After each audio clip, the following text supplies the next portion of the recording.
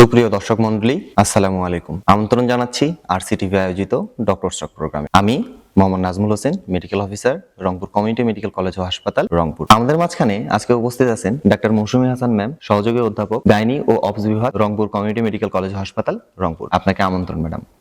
ধন্যবাদ আরসিটিভি কে আমাকে এখানে আমন্ত্রিত করার জন্য, এবং ডাক্তার নাজমুল, তোমাকে অনেক ধন্যবাদ। ম্যাডাম, আপনার কাছে আমার প্রথম প্রশ্ন, ঝুঁকিপূর্ণ গর্ভধারণ বলতে আমরা কি বুঝি ম্যাম? ধন্যবাদ।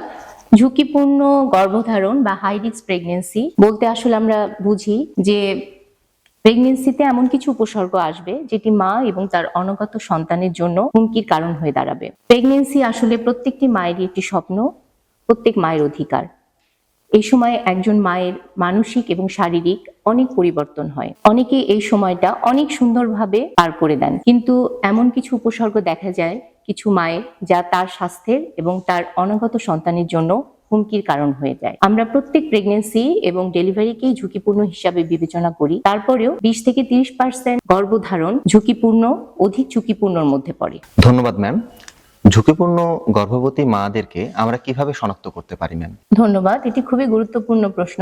আমরা শনাক্ত করব আসলে আমরা অ্যান্টিন্যাটাল চেকআপ, এটা একটা খুবই গুরুত্বপূর্ণ চেকআপ। এই সময় আমরা মাদেরকে কারা ঝুঁকিপূর্ণ, কারা অধিক ঝুঁকিপূর্ণ, এই স্ক্রিনিংটা আমরা করি। প্রথমেই আসি মাদের বয়স। আমরা জানি একটা মা যখন 20 থেকে 29 বছর বয়সের মধ্যে গর্ভধারণ করে সেটা তার জন্য নিরাপদ, কিন্তু কোনো মা যদি 18 বছরের নিচে অথবা 30 বছরের পরে প্রথম গর্ভধারণ করে তাহলে আমরা তাকে ঝুঁকিপূর্ণ হিসাবে ধরি। এছাড়া অনেক মা আছে যারা অনেকদিন বন্ধ্যাত্বের সমস্যায় ভুগছিল, তারা চিকিৎসার মাধ্যমে বাচ্চা নিয়েছেন অথবা ট্রিটমেন্ট করে বাচ্চা এসেছে, তারাও কিন্তু ঝুঁকিপূর্ণ। এরপরে আসবো আমরা মায়ের ওজন একটা গুরুত্বপূর্ণ বিষয়। অনেক মা আছে আন্ডারওয়েট, যাদের বিএমআই আমরা হাইট এবং ওয়েট দিয়ে ক্যালকুলেট করি, অথবা বেশি ওজন যাদের, তারাও কিন্তু ঝুঁকিপূর্ণর আওতায় পড়বে। এরপরে আসি আমরা উচ্চতা একটা খুব গুরুত্বপূর্ণ বিষয়। আমাদের দেশের মেয়েরা সাধারণত 4 ফিট 10 ইঞ্চি অথবা 150 সেন্টিমিটার এর নিচে যদি উচ্চতা হয় তাহলে আমরা তাদেরকেও ঝুঁকিপূর্ণ হিসাবে ধরি। এরপরে আমরা তার প্রজনন স্বাস্থ্যটা নিয়ে, আমরা তাদের প্রজনন স্বাস্থ্য, এই প্রেগন্যান্সিতে তার কোনো সমস্যা আছে কিনা এই সম্পর্কে আমরা বিশদ তার হিস্ট্রি নেই। যেমন এই প্রেগন্যান্সির আগে তার কোনো অ্যাবর্শন অথবা মিসক্যারেজ ছিল কিনা, অথবা এই প্রেগন্যান্সির আগে সে কোনো বাচ্চা তার গর্ভেই মারা গিয়েছে কিনা, অথবা বাচ্চা ডেলিভারির সময় বাচ্চা মৃত সন্তান প্রসব করেছে কিনা, অথবা কোনো জন্মগত ত্রুটিপূর্ণ বাচ্চা জন্ম দিয়েছে কিনা, এগুলো আমাদেরকে তার হিস্ট্রি নিতে হবে। এছাড়া আমরা তার প্রেগন্যান্সিতে কোনো সমস্যা, যেমন অনেক সময় দেখা যায় যে ডেলিভারি করার সময় অথবা অতিরিক্ত রক্তক্ষরণ হয়েছে, অথবা তার গর্ভফুল যেটা বলে সেটা আটকে গিয়েছিল, এরকম কোনো সমস্যা হয়েছে কিনা, এগুলো আমরা তাদেরকে চিনি, আমরা এগুলো সবকিছু জেনে নিব। এরপরে আমরা তার কোনো মেডিকেল ডিসঅর্ডার আছে কিনা। প্রেগন্যান্সিতে অনেক ধরনের মেডিকেল ডিসঅর্ডার হতে পারে, যেমন অ্যানিমিয়া ইন প্রেগন্যান্সি, মায়ের রক্ত স্বল্পতা থাকতে পারে, মায়ের হাইপার টেনশন ইন প্রেগন্যান্সি, তার আগে প্রেশার ছিল কিনা, অথবা এই প্রেগন্যান্সিতে তার নতুন করে প্রেশার দেখা দিয়েছে কিনা।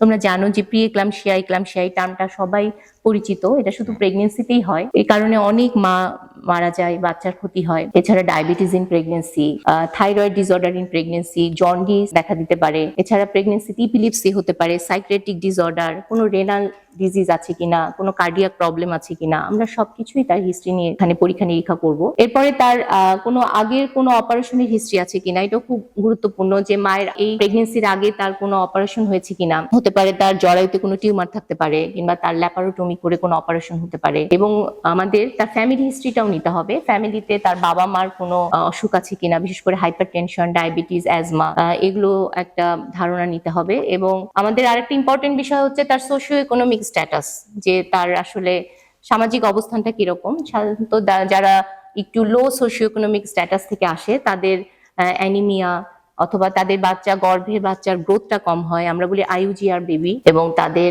অনেক সময় প্রি এক্লাম্পসিয়া হয়। এই বিষয়গুলো আমাদেরকে আসলে খুব ভালোভাবে দেখতে হবে, এবং এই অ্যান্টিন্যাটাল কেয়ারটাই খুব ইম্পর্টেন্ট। এটা আমরা এই সময় আমরা তাদেরকে প্রপার হিস্ট্রি, কাউন্সিলিং এবং এক্সামিনেশন করে কোনো হাই রিস্ক আছে কিনা এটা আমরা ডিটেক্ট করব। ধন্যবাদ ম্যাডাম। স্বাস্থ্য ঝুঁকিপূর্ণ গর্ভবতী মা যারা আছেন তাদেরকে আমরা কোন সময়ে নির্ধারণ করতে পারি? খুবই গুরুত্বপূর্ণ প্রশ্ন।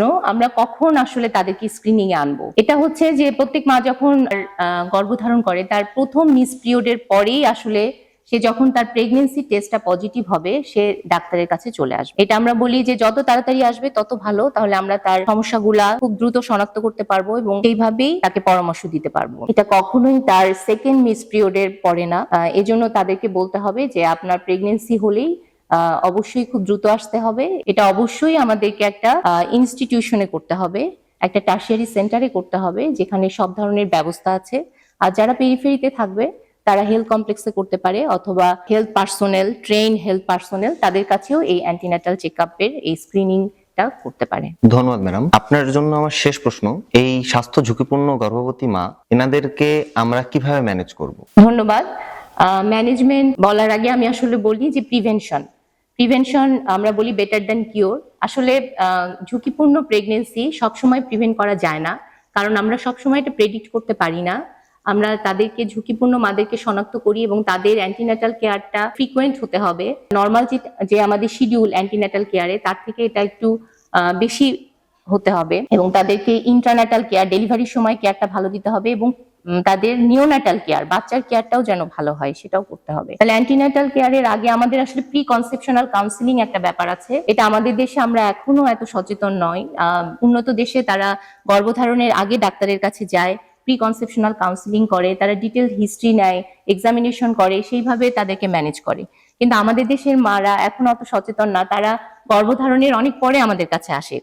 তখন হয়তো প্রথম 3-4 মাসে তার অনেক বাচ্চা তৈরি হয়ে যায়, অর্গানোজেনেসিস যে সময়টা বলে। তখন আমরা আসলে ওইভাবে অনেক কিছুই প্রিডিক্ট করতে পারি না কিংবা আমরা প্রিভেন্ট করতে পারি না। তারপরেও আমরা প্রি কনসেপশনাল কাউন্সিলিং এ এখন সবাইকে উদ্বুদ্ধ করছি, এখন অনেকেই আসতেছে আমাদের কাছে, এবং আমরা এই সময়টা তোমার ডিটেল হিস্ট্রি নেই, এক্সামিনেশন করি, এবং আমরা ফলিক অ্যাসিড সাপ্লিমেন্টেশন দেই। ফলিক অ্যাসিড হচ্ছে অনেক নিউরাল টিউব ডিফেক্ট হয় যে বাচ্চাগুলোর জন্মগত কিছু ত্রুটি হয়, এগুলো প্রিভেন্ট করে। এজন্য আমরা গর্ভধারণের আগে থেকে গর্ভধারণের পরে প্রথম 4 মাস ফলিক অ্যাসিড দিয়ে থাকি। তাহলে প্রিভেনশনের ব্যাপারটা এটাই। আর ম্যানেজমেন্ট আমি বলবো যে আসলে এই ধরনের হাই রিস্ক কেস মাদেরকে আমরা অ্যান্টিনাটাল কেয়ারেই বলবো যে তাদের ডেলিভারিটা যেন একটা টার্সিয়ারি সেন্টারে হয়, যেখানে তার সব ধরনের ফ্যাসিলিটিস আছে, যেখানে সিজারিয়ান সেকশনের ব্যবস্থা আছে, যেখানে ব্লাড ট্রান্সফিউশনের ব্যবস্থা আছে, যেখানে এক্সপার্ট অ্যানেস্থেটিস্ট আছে, নিওনাটোলজিস্ট আছে, এনআইসিইউ সাপোর্ট আছে। এই ধরনের হাসপাতালে তাদের ডেলিভারি করাতে হবে। এবং আমরা বলবো যে সাধারণত যেগুলো হাই রিস্ক কেস তাদেরকে আসলে আমরা ইলেকটিভ সিজারিয়ান সেকশন করি। ইলেকটিভ মানে সবকিছু রেডি করে প্ল্যান করে তারকে যেন আমি একটা কোয়ালিটি সার্ভিস দিতে পারি, এইভাবেই তার সিজারটা আমি করব। আর যদি আমরা দেখি যে না, তার জন্য নর্মাল ডেলিভারিটা ঝুঁকিপূর্ণ না, তাহলে আমরা অবশ্যই তার নর্মাল ডেলিভারি অ্যালাউ করব, এবং আমরা তাকে সেভাবে কাউন্সিলিং করব, এবং আমরা তাকে ভর্তি করে আমরা ইন্ডাকশন অফ লেবার বলি। তার ডেলিভারিটা আমরা, যদি সে স্পন্টিনিয়াস লেবারে না যায়, মানে নিজে নিজেই তার লেবার পেনটা শুরু না হয়, তাহলে আমরা ওষুধের মাধ্যমে তার লেবার পেনটা শুরু করি, এবং এটা আমরা শুরু করার পরে তাকে খুব ভালোভাবে মনিটরিং করতে হবে। এই মনিটরিংটা অবশ্যই আমরা মায়ের পালস রেট 8 ঘন্টা পর পর আমরা পালস দেখবো, বাচ্চার হার্ট সাউন্ডটা আমরা মনিটর করব 30 মিনিট পর পর। এটা আমরা স্টেথোস্কোপ দিয়ে করতে পারি, তোমার ডপলার দিয়ে করতে পারি, যেমন আমাদের এখানে আমাদের সিটিজি মেশিন আছে, ইলেকট্রনিক মনিটরিং দিয়ে আমরা ফিটাল হার্ট সাউন্ড মনিটর করতে পারি।